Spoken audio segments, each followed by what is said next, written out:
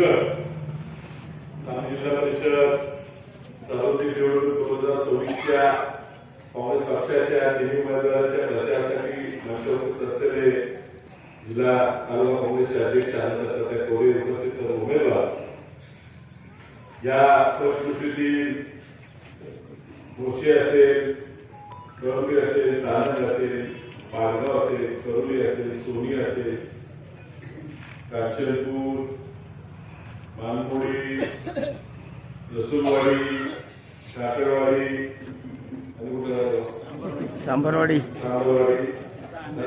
तानंग आणि सिद्धीवाड या सर्व गावातील सर्व ग्रामस्थ नेते विभागी बंधू भगिनी येतो. या निवडणुकीत पुढे आता पाटलांनी त्याच्या भाषणात सांगितलं, पुढे आश्चर्य तुम्हाला काय झालं, कसं झालं हे पुन्हा स्वाभाविक आहे. निवडणुकीचा पद्धतच बदल केलेली आहे आणि भाजपची ज्या वेळेला आपल्या सांगली जिल्ह्यात एंट्री झाली आणि तेव्हापासून राजकारणात काय आता आत राहायला गेलं असं कधी गेलं. आता खाडेभाऊ आपले आमदार झाले ते मूळचे तासगाव तालुक्यातले पेडगाव. त्यांच्या घरात व्यवसाय चांगला आहे, कॉन्ट्रॅक्टिंगचा व्यवसाय मोठा आहे आणि त्या कॉन्ट्रॅक्टिंगच्या व्यवसायातून 4 पैसे कमवले म्हणून त्यांनी जरा आरक्षण पडल्यापासून उमेदवारी लढवली. 99 साली त्यांना 8,000 पडले, ते पराभूत झाले. 2004 ला त्यांनी भाजपची उमेदवारी दिली आणि त्यावेळी आपले उमाजी सरंदेकर आमदार विद्यमान होते. त्यांच्या घरात भांडण लागले, त्यांचा पुतण्या त्यांच्या विरुद्ध प्रभात असं दुसरं तिकीट होता. घरात 2 उमेदवार लागले आणि त्यातनं खाडेभाऊची लॉटरी लागली. 4 ला तिथून निवडून आले.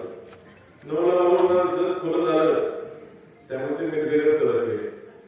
मिरजेत कसं बाहेर उमेदवार आपण स्वीकारणार नाही अशी परिस्थिती होती. त्यात मिरजेत दंगल झाली आणि दंगलीत लगेच लॉटरीला आले आणि दंगलीत ते निवडून आले तर 2000 ला आमदार. 2014 देशात मोदी करत आपण मी सगळी गेलो मोदीला आणि मोदीला परत 14 नंबर गावला आणि तसं असं करत होता. ह्या वेळेला हा उभं करतो, उभं करता ऐन वेळेला ते चिन्हच मागच्या 19 ला गेलं हाताचं आणि 24 ला गेलं आणि त्यामुळे त्यामुळे आता प्रत्येकाला वाटायला लागलं की निवडणूक आली तर कोणतरी खाडेपोत बाहेरचे कॉन्ट्रॅक्टर पैसे खर्च निवडून येत असेल तर आता प्रत्येक ठिकाणी कॉन्ट्रॅक्टरच गोळा करूया. मग तुमच्या भोसे जिल्हा परिषद शहराच्या गावाचा कॉन्ट्रॅक्टर ह्या ठिकाणी उभं करायचं. आपण त्या कॉन्ट्रॅक्टर पैसे टाकला आपण मदत करतो जाहीरच झाले. आपल्या गावचा असो, बाजूचा असो, शहराच्या गावचा असो, नाही तालुका सोडून दुसऱ्या तालुक्यातला असो, आपण निवडूनच देतो. आणि मिरज तालुक्यात आपण काय झालं, बाहेरचे लोक आपल्या आता काय मागच्या वेळी जिल्हा परिषद सदस्य कॉन्ट्रॅक्टर, आमदार कॉन्ट्रॅक्टर, तुम्ही खायचा खासदार कॉन्ट्रॅक्टर, तुम्ही दुसऱ्या तालुक्याचा. आणि त्यामुळे ही परिस्थिती आल्यावर माझी यावेळी खूप इच्छा होती. आता मी तेच सांगत होतो, माझी खूप इच्छा होती या गोष्टीला उमेदवार द्या. आमच्या 2 लोक गोष्टीची उमेदवार इच्छुक झाले. पुढच्या काळामध्ये सुद्धा आम्हाला सगळ्यांनी उचलायला माझी खूप प्रबळ इच्छा होती की ह्यावेळी जिल्हा परिषदेचे तिकीट आपण भोशाला द्यायचं, दोषाला द्यायचं असं ठरलं होतं. या की सगळ्या गोष्टी तुमच्या पण भोसे गावात होताना बोललं पाहिजे. माझी खूप इच्छा होती भोसे गावात उमेदवार द्यायचे. पण आमचे जे 2 उमेदवार लागले ते बिचारे प्रामाणिक काँग्रेस पक्षाचं गटाचं काम करणारे, आपलीच पदरमोड करून आपल्या शेतीतले 4 पैसे उत्पन्न करून साधा व्यवसाय करून 4 पैसे घेऊन करणारे उमेदवार तयारी करायला लागले. आणि त्यामुळे फिरत असताना लोकांना पटतच की ही उमेदवार कॉन्ट्रॅक्ट कसं टिकायचे, कॉन्ट्रॅक्ट कसे टिकायचे असं वातावरण होणार. खरं म्हणजे जनसामान्यात काम करणारे आज डेप्युटी लोकसभेला सुद्धा चांगली खिंड या ठिकाणी घडवली. आणि तुमच्या गावची प्रथा मला त्यावेळी कळली की मतदान झाल्या दिवशी सरकार घ्यायचा, सरकार जो होतो तो काळात असतो. आणि त्यामुळे या ठिकाणी उमेश असतील, डेप्युटी असतील, यांनी मला गावात मतदान मतदान माहिती नाही आलंच पाहिजे आणि आलं पाहिजे म्हणून मला गावात बोललं. त्या दिवशीच माझा गैरफटका दुगावून खासदार मोर्चा आपण निवडून आले आणि खरंच अशा कार्यक्रमात तुम्ही संधी दिली पाहिजे असं मला प्रामाणिक करतो. तर सोनी गाव मोठं लागलं, सोनी करुली पाडगाव ह्या परिसरात जरा दिक्कत पाहणारी मधल्या काळात मार्केट कमिटी सभापती असताना काही लोकांची कामं करून संपर्कात राहिले होते. त्या परिसरातून त्यांच्या नावाची चर्चा होऊ लागली. एकंदरीत सगळ्यांनी मिळून निर्णय घेतला आणि आपल्या जे इच्छुक आहेत त्यांना नाराज न करता 100% कुठेतरी पुन्हा त्यांना चांगल्या ठिकाणी द्यायचा हा निर्णय घेतला. तशा त्यांना आम्ही सगळ्या नेत्यांनी मिळून दिला आणि ह्या ठिकाणी नेमक्याला उभे केले. आपल्याच गावची पंचायत समितीला गुरुजींना भावी गुरुजींना आपण या ठिकाणी उमेदवारी दिली. आपल्या परिसरातील बऱ्यापैकी मतदार हे त्यांचे विद्यार्थीच आहेत आणि त्यांनी प्रामाणिकपणे ह्या गावची ह्या परिसराची सेवा त्यांनी केली. आता रिटायरमेंटनंतर तुमच्या सगळ्यांसाठी काहीतरी करून दाखवायचं आहे असं त्यांची इच्छा आहे आणि म्हणून आम्ही त्यांना या ठिकाणी उमेदवारी दिली. जोशेगावचे एक प्रामाणिक नेते म्हणून त्यांची ओळख आहे आणि त्यामुळे त्यांना आम्ही या ठिकाणी उमेदवारी दिली. त्याचबरोबर तरुणी गावात आपण गजाननराव माळी यांना त्या ठिकाणी उमेदवारी दिली. असे 3 उमेदवार आपण या ठिकाणी उभे केले. तुम्हाला जोशेकरांना आता पंचायत समिती झेपी एक मत द्यायला तुम्हाला मिळणार आहे. या ठिकाणी आपल्याला अजितदादा गटाचा सुद्धा पाठिंबा मिळालेला आहे. वंचित आघाडी बाळासाहेब आंबेडकरांचा सुद्धा आपल्याला पाठिंबा मिळाला आहे. यावेळी ह्या भाजपला रोखणं गरजेचं आहे. जी लूट जनतेने काही लावलेली आहे, फसवणूक करून भांडण जाती धर्माचा विषय प्रत्येक ठिकाणी काहीतरी वेगळं नाटक करून. आता मी शेजारच्या मतदारसंघात गेलो, आर्गेला प्रचारासाठी गेलो, तिथं पण तसंच तुमचा उमेदवार लिंगायत का मराठा का आहे, तुमच्याकडे कोणा तुमचा मराठा का जैन का आहे. शेजारी आम्ही कसबीला गेल्यावरती म्हणाला तुमचा उमेदवार जैन का मराठा का आहे.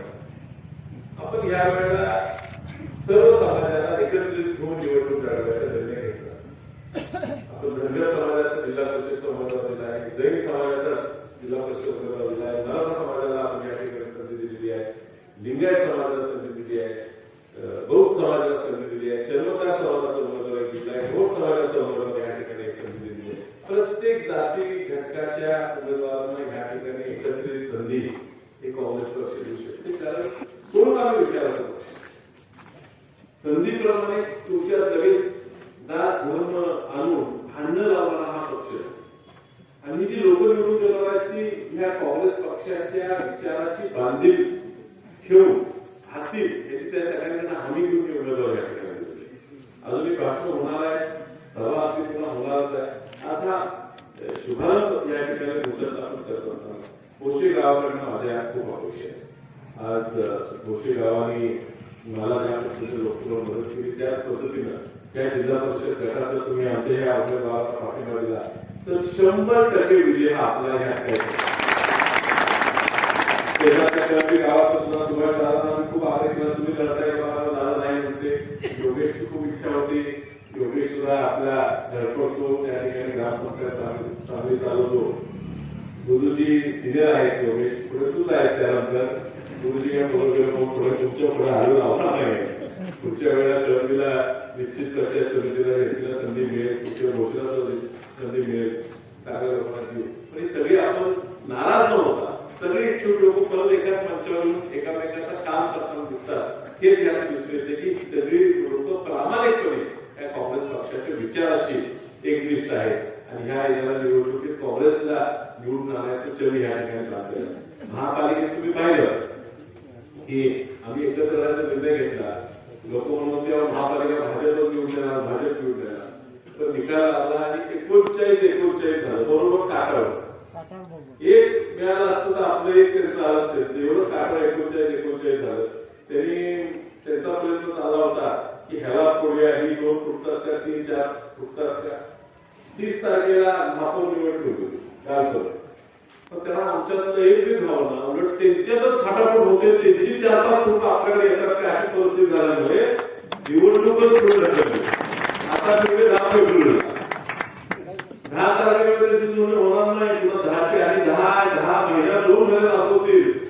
विचार आता आमच्या 39 लोकांना खूप कळत नाही, त्यांचीच 5-6 त्यांच्यात भांडण लागले, आपल्याला यायला लागले. तर 10 तारखेला महापौर सुद्धा भाजपचा पाडून आपण त्या ठिकाणी निवडून येऊ. पैसा जो आपण त्यांना सरळ केलं तरी, आणि त्या जिल्हा परिषदेला जी आगोड बांधलेली आहे, एवढी पक्की बोट बांधलेली की भाजप 2 आणखी आकडा सुद्धा काढू शकणार नाही. 10 सुद्धा जिल्हा परिषद यावेळी भाजपचे येणार नाही एवढी ताकदीनं आम्ही सगळे लढतो. तुमची साथ आहे. या ठिकाणी विरोधाचा मतदारसंघात तुम्ही महापालिकेचा जर बघितला तर महापालिकेत 14 महाविकास आघाडीचे आणि फक्त 9 भाजपचे आले आहेत. त्यामुळे मिरजेत सुद्धा आमदार विद्यमान असताना सुद्धा आपण ज्या सीटा मिरज शहरात जिंकू शकलो, आणि मिरज ग्रामीण मध्ये सुद्धा एकही भाजपचा निवडून येणार नाही अशी परिस्थिती आता निर्माण झालेली आहे. तुम्ही सगळ्यांनी साथ द्यावी.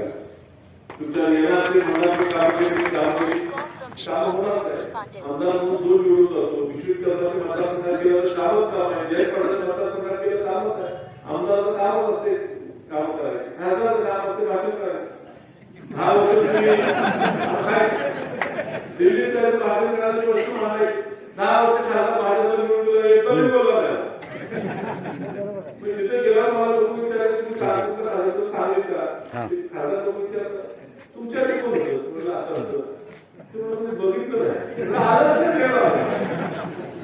आलं नाही बोललं. 10 वर्षात जेवढे प्रश्न त्यांनी लोकसभेत मांडले तेवढे पहिल्या आमचं अधिवेशन फक्त 14 दिवस होतं.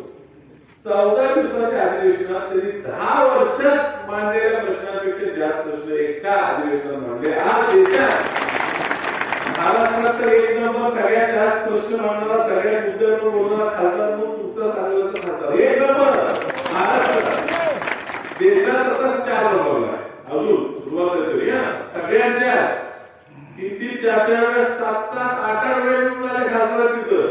ती वर्षभर फक्त खासदार आहे, ते टॉप 4 ला पोहोचलो. ही टर्म संपता 1 नंबर देशात सगळ्यात जास्त बोलणारा खासदार प्रश्न मांडणे काम आहे. इतिहासात जाते तिथं नोंद